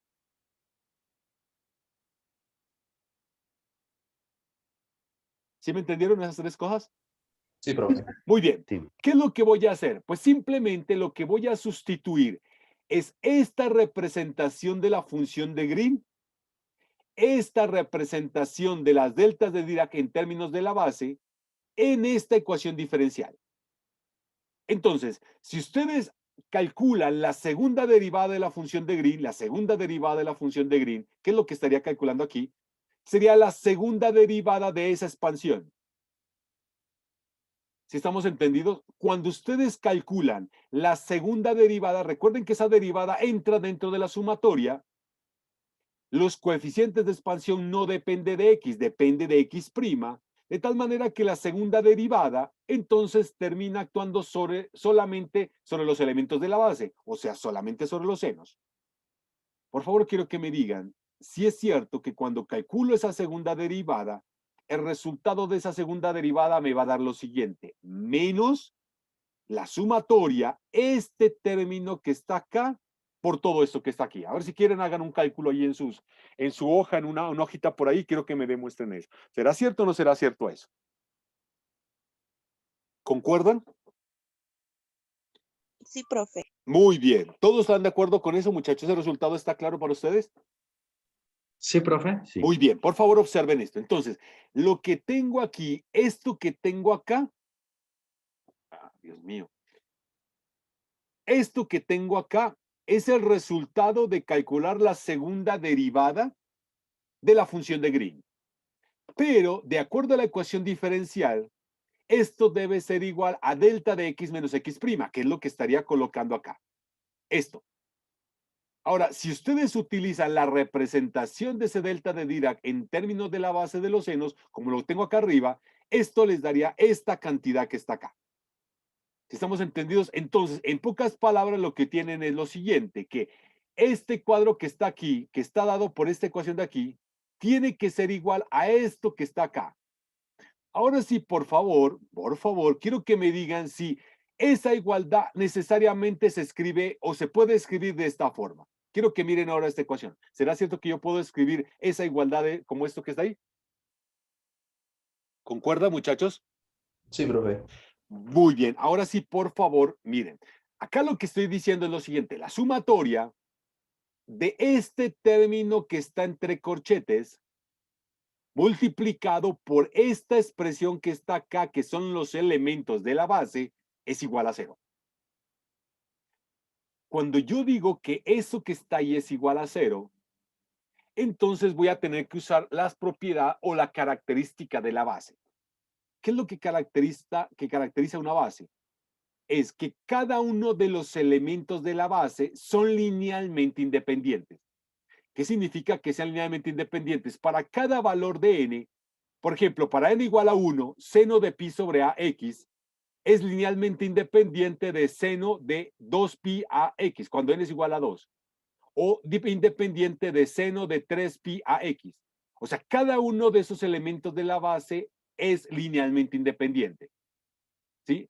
Entonces, si yo tengo esta cantidad, una suma de unas constantes multiplicado por cada uno de los elementos de la base, y eso necesariamente es igual a 0, entonces, ¿cómo se garantiza esa identidad cuando estos elementos que están acá, estos elementos que son elementos y que son bases, ¿qué se debe garantizar para que esa identidad sea cierta? Pues recuerden que una condición que se debe cumplir si esos elementos en verdad son linealmente independientes, es que cada uno de los términos que multiplica cada uno de esos elementos de la base sea iguales a 0. O sea, en otras palabras, que este corchete que está acá, este término que está acá, sea igual a 0. ¿Sí recuerdan eso, muchachos? De lo que debe garantizar si yo tengo una base, que todo lo que multiplica, simplemente lo que estoy diciendo esto, que si yo escribo esto así, por favor nunca lo olviden esto, que si yo tengo esto así, sumatoria de A sub n multiplicado por U sub n de X, esto es igual a 0. Si U sub n es una base, la única manera de garantizar esta igualdad es que las A sub n son iguales a 0. Es la única forma de garantizar. Si las U sub n son bases. La U sub n es una base. ¿Está entendido, muchachos? ¿Sí me entendieron eso? Sí, profe. Muy bien. Entonces, como yo estoy diciendo de que este C sub n de aquí es una base, pues la única forma de garantizar que eso sea cierto es que esto que está acá dentro, esto que está aquí dentro, sea igual a 0. Y si eso es igual a 0, pues simplemente pueden observar que C sub n de x', pues simplemente toma este valor. ¿Ahora sí me entienden de dónde salió ese resultado? ¿Todos me comprendieron? Por favor, quiero saber si está entendido eso. Sí, profe. ¿Sí me entendieron? Larry, Víctor, Alejandro, Diane, Damaris, Edward, Fernanda, Juan Felipe. Sí. Sí, profe. ¿Sí me entienden? Si quieren algo para que le quede claro ese tipo de conceptos, yo les puedo dar una referencia, me mandan un correo y yo les mando la referencia, pero por lo menos hasta ahí quiero saber si está entendido. ¿Entendido, muchachos? Sí, profe. Muy bien. Como consecuencia de ello, ustedes ya calcularon cuánto valen los coeficientes de expansión. Miren, aquí están los valores de los coeficientes de expansión. Y como ya tienen el valor del coeficiente de expansión, pues simplemente lo sustituyen donde está la función de Green, acá, que inicialmente estaba escrita así, de tal manera que la función de Green para ese problema, pues simplemente es esta cantidad que está acá.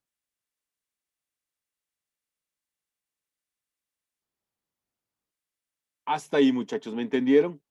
¿Preguntas? ¿Aló? ¿Me escuchan? Sí, profe. ¿Sí estamos de Está acuerdo? claro. Ok, muy bien. Listo, lo que voy a hacer es simplemente generalizar un poco este resultado. ¿Sí? Vamos a generalizarlo de la siguiente forma, que no voy a suponer lo siguiente. Voy a encontrar entonces una expansión de la función de Green, de esta función de Green, en términos de la base.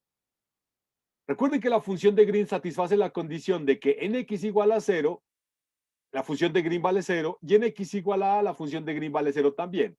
Entonces, voy a asumir que existe la base y que las bases satisfacen esas condiciones de frontera. Miren, así. ¿Estamos entendidos? Solo que yo voy a esperar. Miren, aquí es donde voy a responder un poco la pregunta de Larry. Entonces, voy a decir que esta base que está acá, esta base que está aquí, ¿sí? Son autofunciones de este operador. ¿Qué significa que sean autofunciones de ese operador? Pues simplemente que satisface esta condición que está acá. Esta es la condición entonces que indica que esa base que estoy considerando, pues simplemente van a ser autofunciones de ese operador. Segunda derivada en relación a X. ¿Sí? Entonces miren la propuesta que estoy haciendo. Voy a considerar un caso muy general, ¿sí? Voy a considerar un caso bastante general en el cual, ¿sí? Yo estoy queriendo calcular la función de Green en términos de una base, solo que la base satisface de inicio la propiedad de que en la frontera, ¿sí? En x igual a 0 y en x igual a, esa base vale 0. Esa base entonces van a ser autofunciones del operador diferencial segunda derivada en relación a x. ¿Qué significa que sean autofunciones? Pues que satisfacen esta ecuación, que lo mencionaba anteriormente como siendo una ecuación de autovalores. Por lo tanto, si U sub n de x va a ser una base, pues entonces necesariamente deberá satisfacer ¿qué? Una relación de completez. Esta es la relación de completez asociada a la base. ¿Entendido? Muy bien. Entonces, por favor, observen esto. Si esa base existe, entonces, eso implica que yo voy a proponer que la función de Green se expanda en términos de esa base y la voy a expandir así, miren. G de x, x' va a ser sumatoria de unos coeficientes de expansión que dependerán de x' multiplicado por los elementos de la base. ¿Entendido, muchachos, hasta aquí? ¿Sí me entienden lo que estoy enunciando hasta aquí, muchachos? Sí, muy bien. Listo. Nuevamente, lo que voy a hacer es sustituir la función de Green, ¿sí me hago entender? La función de Green en la ecuación asociada a dicha función de Green, o sea, en esta que está aquí, ¿sí? En esta expresión que está aquí. Y lo que voy a hacer es utilizar la expansión de la función de Green en términos de la base y posteriormente la representación del delta de Dirac en términos de la base, o sea, la relación de completez de la base. ¿Qué es lo que obtengo? Segunda derivada en relación a X va a ser igual a la segunda derivada de la sumatoria. Pero no olviden, por favor, que esa segunda derivada termina actuando solamente sobre la base, porque es una segunda derivada en relación a la variable X, y la base es la que depende de X, de tal manera que la segunda derivada entra en la sumatoria y termina resultando esta cantidad que está acá. Aquí, en este término que está aquí, es donde utilizo la ecuación de autovalores. ¿Qué me dice la ecuación de autovalores? Que la segunda derivada de los elementos de la base en relación a X, de acuerdo a lo que tengo acá arriba, va a ser igual a alfa su n al cuadrado de u su n de X. ¿Quiénes son los alfa su n? Son los autovalores asociados a ese operador diferencial. Entonces, eso que está acá resulta en este término que está aquí. ¿Está entendido qué resulta de la segunda derivada de la función de Green, muchachos, hasta aquí? ¿Sí me entienden lo que he hecho hasta ahora? Hasta aquí. ¿Está entendido, muchachos? Sí, profe. Muy bien. Ahora sí, no olviden que eso debe ser igual, de acuerdo a la ecuación diferencial asociada a la función de Green, debe ser igual al delta de Dirac. Y como es igual al delta de Dirac, entonces utilizo la representación de ese delta de Dirac en términos de la base, que es esto. Entonces, ¿qué es lo que tienen? Pues simplemente tienen esta identidad de esto que está aquí, esta identidad, esto que está acá, tiene que ser igual exactamente a esto que está aquí. Si ustedes igualan esos dos términos, pues llegan a este resultado que está acá. ¿Están de acuerdo que llegan a eso, muchachos? ¿Sí concuerdan? Sí, señor. Muy bien.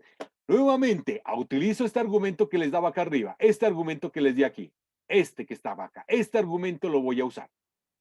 Perdón, este de acá, este de aquí. Como yo sé que esta sumatoria, ¿sí? De esta constante, esta sumatoria de esta constante multiplicado por los elementos de la base es igual a 0, como yo sé que los USN son elementos linealmente independientes por ser una base, entonces la única forma de garantizar es que lo que está entre corchetes cuadrados sea igual a 0. Y si lo que está entre corchetes cuadrados es igual a 0, pues simplemente llegamos a este resultado. Y ese resultado lo que determina, pues simplemente es el valor de los coeficientes de expansión. Y con ese valor de los coeficientes de expansión, pues ya puedo determinar cuánto vale la función de Green. ¿Entendido, muchachos? Esa sería, digamos, la versión más general del mismo problema. Sí, solo que ahora yo estoy partiendo directamente de las autofunciones del operador diferencial. Y en este caso no necesariamente podrían ser senos, podrían ser los exponenciales que anteriormente su compañera mencionaba. Que decía, no, yo puedo comenzar con senos o cosenos. Pero podría comenzar con los exponenciales y el resultado me da lo mismo. Y esto me da a entender que el resultado me da exactamente lo mismo. ¿Me entienden, muchachos? ¿Sí me comprendieron eso? ¿Qué me dice Alejandro, Damaris, Edward, Fernanda, perdón, Sí, señor, de acuerdo. Juan Felipe, Keiter? ¿Está claro hasta acá? Sí, señor. Profe, ¿Preguntas? ¿Alguien tiene alguna inquietud? Tenía una duda sobre por qué Cuénteme. el cuadrado a las UN. ¿Cuál cuadrado? Como resultado de los autovalores. ¿Esta? ¿Es por la segunda derivada o algo así? No, es simplemente una constante. Si usted quiere, yo le coloqué alfa suena al cuadrado, pero si usted quiere, le puede colocar alfa simplemente, no hay problema. No, el cuadrado se lo coloca simplemente por pura conveniencia, nada más. Pero pues si ya. usted quiere, le puede colocar alfa suene o beta suene, como quiera. Como quiera puede identificar el autovalor. ¿Se va a entender? Ya. No, ese es un autovalor simplemente. El autovalor lo he denominado alfa suena al cuadrado, nada más. Pero no significa que el autovalor sea alfa. Alfa su n, no, el autovalor es alfa su n al cuadrado. Ese es el autovalor del operador diferencial, de ese operador. ¿Sí me entiende? Listo. Ok, Sí, o sea, muy bien. ujú. Muchachos, hasta aquí, preguntas. ¿Alguna duda, alguna pregunta, algo que no esté claro? Por favor, pueden Profe. hacerlo. Cuénteme, le escucho.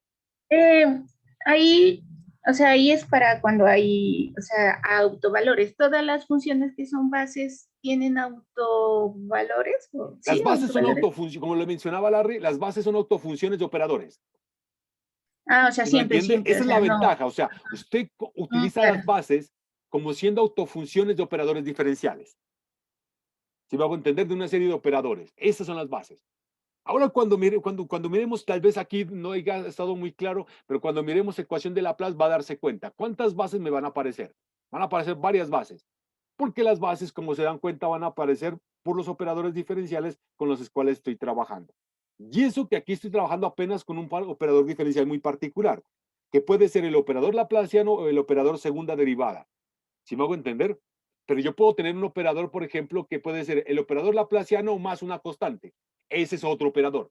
Y para ese operador yo tengo otra base. No necesariamente las mismas que yo estoy con las que he trabajado ahorita. Sí, eso depende mucho de los operadores diferenciales. ¿Me comprende? Sí, sí. eso sí, siempre téngalo en su mente. ¿Sí? Si quieren, si ustedes quieren, muchachos, les interesa, yo les puedo mandar una referencia donde ustedes pueden estudiar eso, lo pueden revisar. La verdad no es nada del otro mundo. Digamos que ahí está la teoría más general y luego eso se remite a casos muy particulares. Casos de problemas con los cuales ustedes ya han trabajado, a pesar de que no se hayan dado cuenta. Con los problemas con los cuales ustedes de una u otra manera ya han abordado, darse cuenta que eso terminan siendo casos particulares de una teoría mucho más general. Se llama la teoría de Sturluville. Si esa teoría les permite calcular autofunciones y autovalores de un cierto tipo de operadores, y los operadores con los cuales yo trabajo se llaman operadores hermíticos. Para mí son muy importantes tipo de operadores. Sí, ahí necesito especificar qué es un operador hermítico. ¿Ok? Pero pues no se preocupen que eso simplemente define el operador hermítico y usted a ese operador le puede calcular las autofunciones. Y usted sabe que ese tipo de autofunciones le pueden o le permiten a usted resolver un tipo de función o expandir una función en el rango en el cual está definida las autofunciones de ese operador. Sí, estamos. Mire, por ejemplo, si usted mira esta base que está acá, esta base que está aquí. Mire esta función de Green, mire esta función de Green. Mire la base en la cual estoy expandiendo la función de Green. Yo le voy a dar un problema con el cual usted resolvió, mejor dicho, le voy a recordar un problema en el cual usted ha utilizado esa base. ¿Usted recuerda pozo de potencial? ¿Sí, muchachos, recuerdan todo el problema de pozo de potencial en mecánica cuántica? Muy bien, Sí. des en cuenta que en el problema de pozo de potencial ya trabajaron esa base. Ustedes nunca supieron que era una base. Ustedes trabajaron, mostraron que ese conjunto de funciones satisface una serie de relaciones de ortonormalización, solo que en ese momento no se dieron cuenta de que eran relaciones de ortonormalización.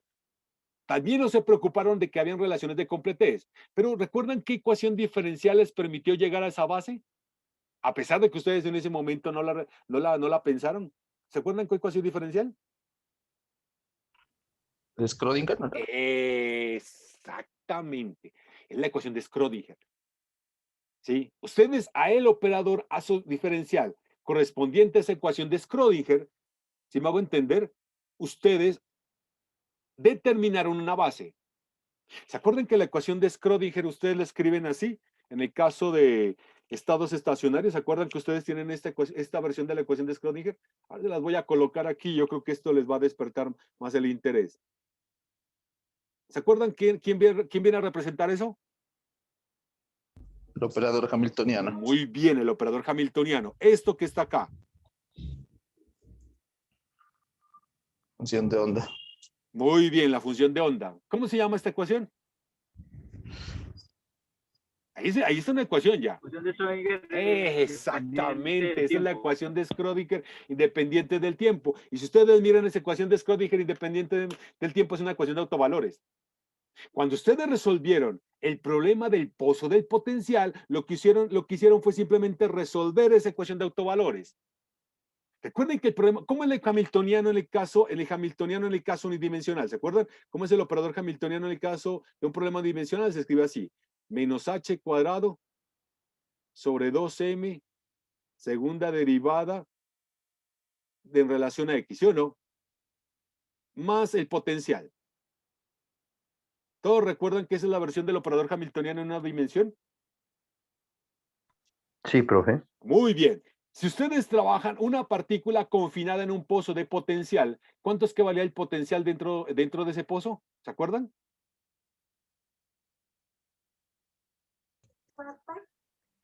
¿No? ¿Se acuerdan Era cuánto les valía? una...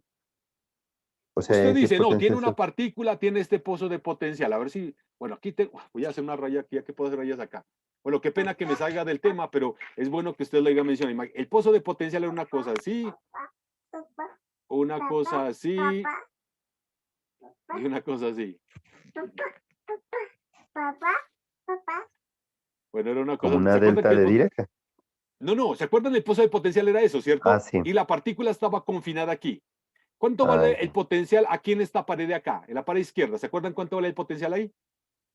0 o infinito. Infinito. El potencial aquí vale infinito. Aquí vale infinito. Aquí el potencial vale infinito acá en esta pared. Y acá el potencial dentro del pozo vale 0, ¿sí o no? ¿Qué le garantizaba entonces que los potenciales sean infinito, infinito del lado de la pared? Simplemente que la partícula está confinada en la región. ¿En qué región? Entre este punto que está aquí y, bueno, qué pena. Y este punto que está acá. ¿Se acuerdan, muchachos? Entre este y este. ¿Qué puede ser entre 0 ya? Coloquémoselo así. Entre 0 que está acá y A. No. ¿Sí me entienden? ¿Sí recuerdan eso, cierto? Muy bien. ¿Cuánto vale el potencial entonces para esa partícula? ¿Cuánto es que vale el potencial? ¿Cuánto es que vale el potencial, muchachos?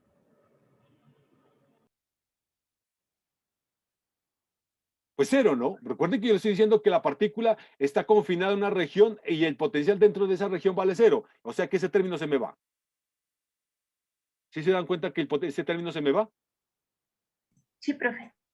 ¿Qué les queda del operador hamiltoniano ahora? Pues lo que les queda simplemente, miren, este operador que está acá. ¿Se acuerdan? Sí. Y a excepción de la constante, ¿no es el mismo operador con el cual estoy trabajando? Sí, ¿Sí? profe. Ah, muy bien. ¿Cuáles eran las autofunciones de ese operador? Cuando ustedes resolvían esta ecuación de Schrödinger, con este operador diferencial que estaba acá, recuerden que como soluciones de esa ecuación de Schrödinger le salía ¿qué? Le salía funciones seno. ¿Sí se dieron cuenta, muchachos? Sí, profe. Ah, muy bien. Esas funciones seno ahora ya saben que son bases. ¿Bases de qué operador? Pues del operador segunda derivada en relación a X. ¿Se acuerdan qué característica tiene el operador hamiltoniano en mecánica cuántica? Ser mítico. Exacto. ¿Se dan cuenta, muchachos? Se saben la teoría. Ustedes ya saben Sí. que el hamiltoniano es un operador hermítico. Y una cosa que uno aprende es que el operador hamiltoniano tiene que satisfacer una ecuación de autovalores. Esa ecuación de autovalores se llama ecuación de Schrödinger, independiente del tiempo. Los autovalores de ese operador hamiltoniano es lo que nosotros identificamos como siendo la energía. ¿Sí se dan cuenta? Y uno sabe que las autofunciones de ese operador hamiltoniano me sirven como bases para expandir cualquier función. Si estamos entendidos, miren, ustedes ya encontraron una base. La base son las funciones seno. Y ustedes están haciendo eso, utilizando esa base para poder expandir la solución de ese problema en particular. Y eso fue lo que hice aquí. Solamente que aquí de una manera un poco más general. Muchachos, ¿me entendieron? Preguntas. Por favor, aunque me salí del tema, pero quisiera recordarles cosas que de una u otra forma ustedes ya han trabajado y ya se han familiarizado. O sea, no son nada extrañas. Solo que de pronto los conceptos tal vez no eran tan comunes para ustedes, pero saben que todo lo que han aprendido está metido dentro de una teoría mucho más general. Hasta ahí. ¿Me entendieron entonces, muchachos, cómo este tipo de cosas de una u otra forma ya la han trabajado en un problema tan sencillo como ese? Sí, profe. Ah, muy Sí, bien. ¿Y profe. qué pasa cuando ustedes resolvieron una ecuación de Schrödinger para el átomo de hidrógeno? ¿Ustedes no se acuerdan que la ecuación de Schrödinger de átomo de hidrógeno no les aparecía, no tenía la ecuación de Schrödinger ser expresada en coordenadas esféricas por la simetría que tiene el problema? ¿Por qué tengo que trabajar una simetría esférica en el caso del átomo de hidrógeno? Porque el potencial que ustedes trabajan en el problema del átomo de hidrógeno tiene un potencial que es tipo Coulomb, o mejor dicho, es el potencial de Coulomb. Y ese potencial depende de la inversa a la coordenada radial. ¿Sí recuerdan eso, muchachos? Sí, profe. Muy bien. En ese caso, como ustedes están trabajando con un problema con simetría esférica, entonces representan el operador hamiltoniano en coordenadas esféricas. Y es por eso que cuando ustedes resuelven la ecuación de Schrödinger, les aparecen los armónicos esféricos. Los armónicos esféricos terminan siendo autofunciones de otro operador. Ese operador que ustedes miraron en mecánica cuántica era el operador de momento angular al cuadrado. ¿sí? Ahí aparecieron otras funciones, ¿sí? Y también aparecían otro tipo de funciones, que eran los polinomios de Laguerre. Esas polinomios de Laguerre, si no estoy mal, creo que es el nombre de esas, eran las autofunciones de la ecuación diferencial asociada a la parte radial de la ecuación de Schrödinger. ¿Sí? O sea, las autofunciones terminan apareciendo de autofunciones, o sea, las funciones con las cuales estoy trabajando terminan siendo siempre autofunciones de un cierto tipo muy particular de operadores, hermíticos. O sea, los operadores hermíticos de una otra forma ustedes ya los conocen, pero pues no lo han visto tal vez de una manera tan formal como, no lo estoy viendo aquí, pero pues eso pertenece a una teoría que ya está bien formalizada. Pero pues los conceptos no son nada extraños para ustedes ya los conocen. ¿Me entendieron, muchachos? ¿Sí está claro lo que he mencionado hasta aquí? Bueno, me detuve un poco, pero pues por lo menos quería recordarles algunas cosas que yo sé que ustedes ya conocen. O sea, no son nada extrañas. Ustedes ya las conocen, ya las han trabajado, de una u otra forma ya las han trabajado. ¿Sí? Pero de todas maneras, tal vez el marco general no lo conocían, pero pues ahora ya saben. ¿Me entienden, muchachos? ¿Está claro hasta aquí? ¿Preguntas?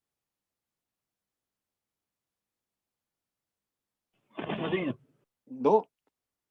Bueno, yo no sé si me quede tiempo para hacerlo. Bueno, acá yo pretendía, bueno, yo creo que va a tocar dejarlo para otra clase. Este es otro método alternativo de resolver el mismo problema. Se llama método directo, ¿sí? Y este método también es el que cual vamos a trabajar con mucha frecuencia y van a darse cuenta que este también tiene serie de sutilezas que la verdad me permite tal vez resolver el problema. En principio podría ser hasta una forma mucho más sencilla que si yo expandiera en términos de las bases. Más aún así las bases van a seguir apareciendo.